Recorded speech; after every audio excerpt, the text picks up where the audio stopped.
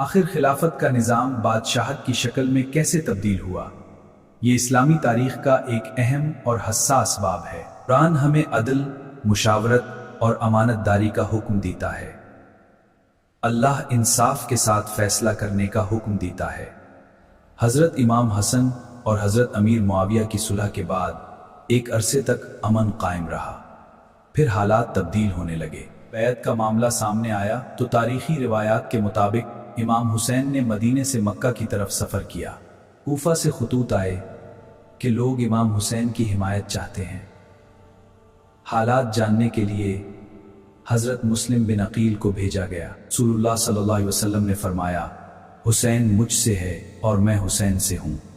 محرم 61 ہجری میں امام حسین کا قافلہ عراق پہنچا، جہاں حر بن یزید کے لشکر نے راستہ روکا۔ کربلا ہمیں حق، انصاف، صبر اور اصولوں پر ثابت قدم رہنے کا سبق دیتی ہے۔ یہ وہ دور تھا جب امت کے سامنے بڑے فیصلے اور مشکل حالات آ رہے تھے، اور ہر شخص اپنے فہم کے مطابق موقف اختیار کر رہا تھا۔ امام حسین کا سفر صرف ایک مقام تک پہنچنے کا سفر نہیں تھا، بلکہ اصول اور ذمہ داری کے ایک بڑے امتحان کا سفر تھا۔ عراق کی سرزمین پر پہنچنے کے بعد حالات مزید پیچیدہ ہوتے گئے اور تاریخ ایک اہم موڑ کی طرف بڑھنے لگی۔ کربلا کا پیغام آج بھی صبر، انصاف، حق اور اصولوں پر قائم رہنے کی یاد دلاتا ہے۔